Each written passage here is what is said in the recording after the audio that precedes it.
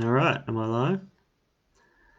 Sorry, I'm a minute or so late. I went live and then I realized that Facebook now defaults to um, share only with me. So that's not what I wanted. I wanted everybody to hear what I was saying because I'm that kind of guy.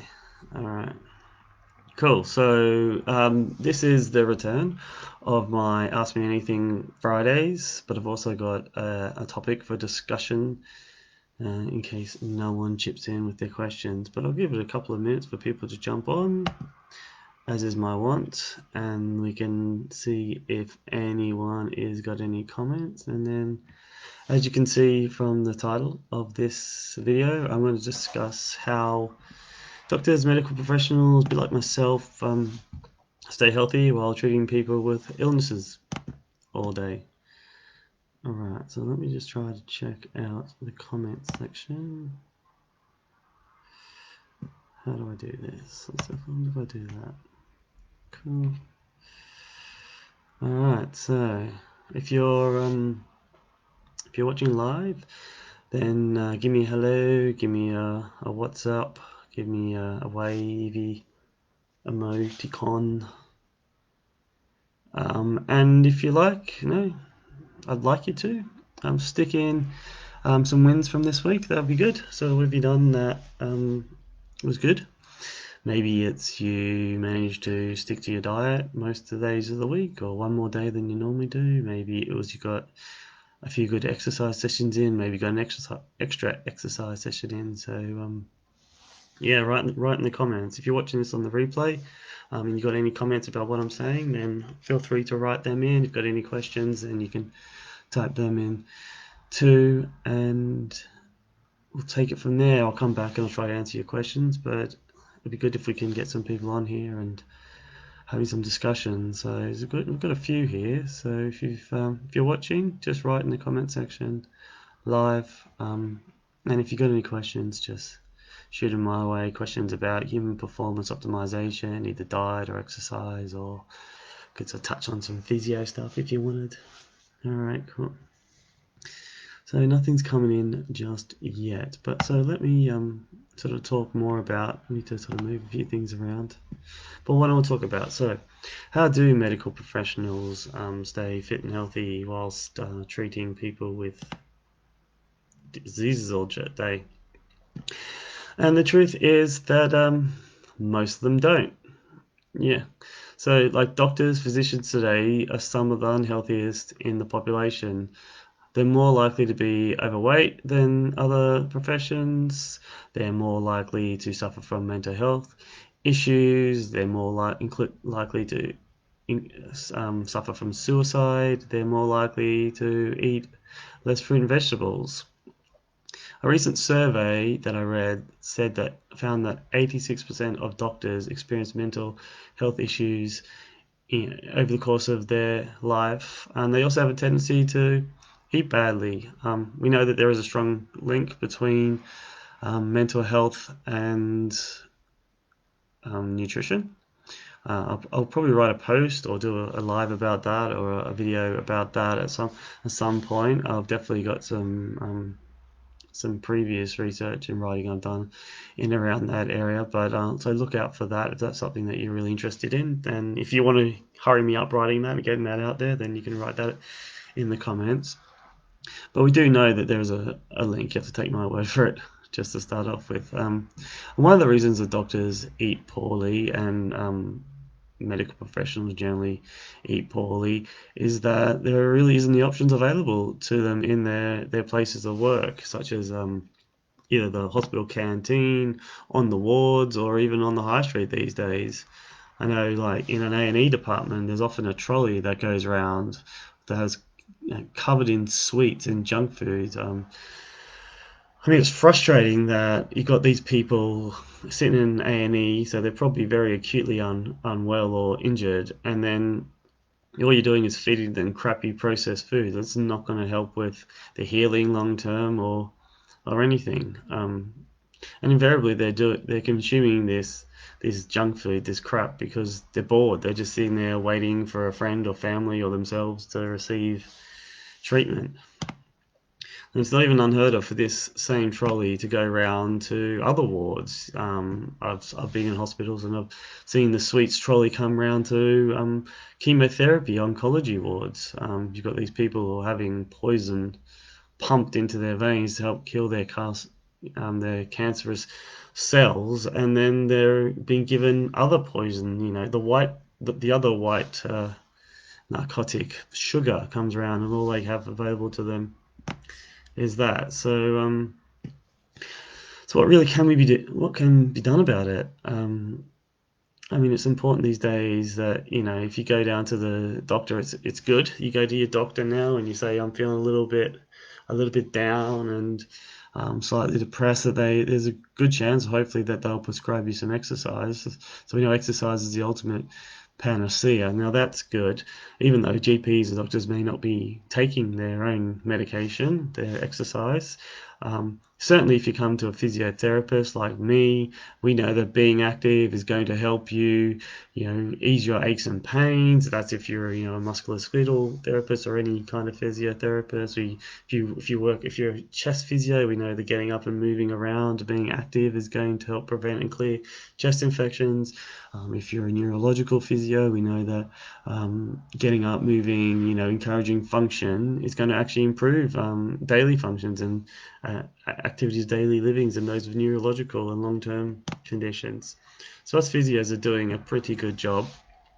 GPs, doctors are starting to prescribe exercise. They're not really sure, I think, in terms of frequency, intensity, time, and type, but you can always consult a physio for that or an exercise physiologist.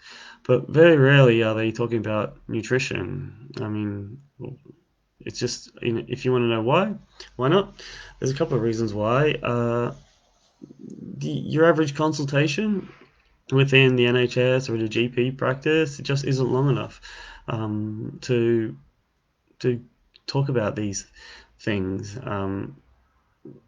Often when you go to a health professional, maybe a doctor, if you go to a doctor, then you have to give them an effective treatment that works. Now, if we'll get onto education a bit, if you're not so sure about chatting about nutrition, you're not really following it yourself. It's not something that you're going to be motivated to talk about. But if you are a doctor and you know all about pills and medications, you're probably going to take the small amount of time you have to prescribe that and talk about that.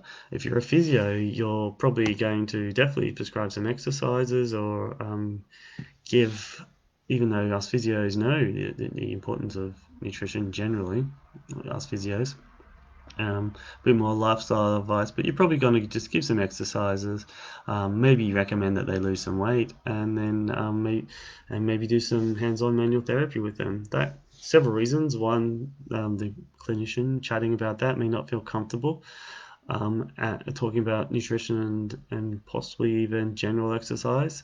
And it's what the patients expect. If you go to a doctor, you expect a medication. If you go to a physio, you expect some kind of hands-on treatment, maybe, and some exercises.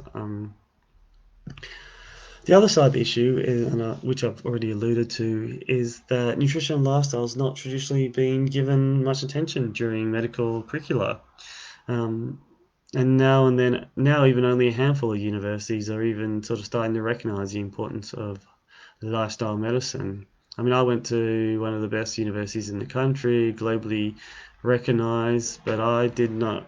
The basic nutrition guidance I got was, what macronutrients was probably used in what type of exercise, but I can't recall having taught much more than that, and certainly not stressed the importance of discussing diet with my patients.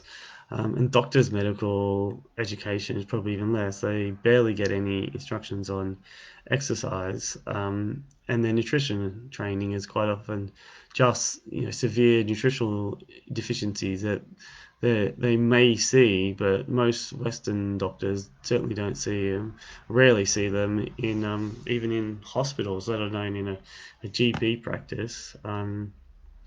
So, like most medical schools these days, are still kind of stuck in that post-World War II, there's a pill for every ill model, in spite of the fact that most of the diseases that are killing us are non-communicable, as in non-infectious, ones that can't be treated, certainly solved with a pill. If you've got a bacterial infection, they can give you some antibiotics and they'll start to kill that off, and that'll solve your problem. But these days, the main killers are diabetes, and they can give you medication for that, but it certainly that's not going to be a solution. That's going to be a band-aid. And heart disease and neurodegenerative diseases, these are all diseases of lifestyle, and doctors really aren't equipped to talk about diseases of a lifestyle. I mean, the General Medical Council states that every medical student should be able to confidently discuss the role and impact of diet and exercise, but how do you define confidently? It's not actually defined anywhere by the general medical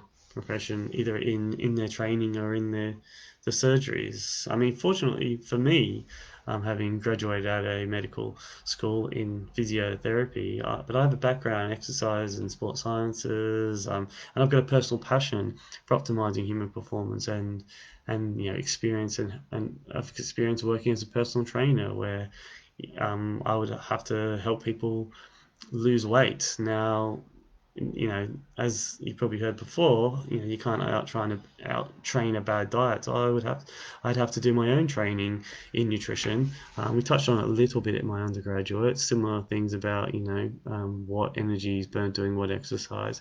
But even that it goes a lot deeper and it's a lot more complicated. That if it's as simple as calories in, calories out, and limiting certain nutritional things, either certain macronutrients, then everyone would be skinny. So it can be quite complicated, and I've had to do a lot of reading around that. And obviously, I've got an undergraduate and a master's degree in exercise prescription, so I've definitely got that one, and certainly lots of practice.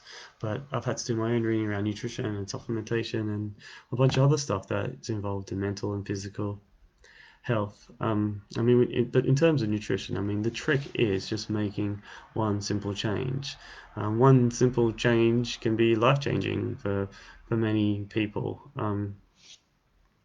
Yeah, so that's your general. If you want anything to take away from this little chat, excuse me. But what we really need to do is in the medical profession is start to, I mean, the world's changing in general, but the medical world is part of that, and we really need to begin to comprehend the importance of diet and exercise in mental and physical health. I mean, in terms of mental health, there is a place for antidepressants. They have a role to play, and one good meal is not going to, be the silver bullet that's going to, change everything. Just like one pill is not going to cure anything. But these advice has to be given out, and this is why some of the medical professions aren't some of the least healthy in the world. What you need to do is find a well-rounded coach or therapist who stays up to date on exercise and nutrition and other practices that are going to optimize human physical and mental performance. Now, I wonder where you'd find that. I wonder. Maybe you could comment below where you think you might find someone like that. Cool. So no more questions coming in. So I think we're going to end that for today. I'll come back next week and we'll do this again. If you do have any questions and you want me to answer them live next week, feel free to comment in the comments below, and I'll get to them next week. All right. Speak to you soon. Bye.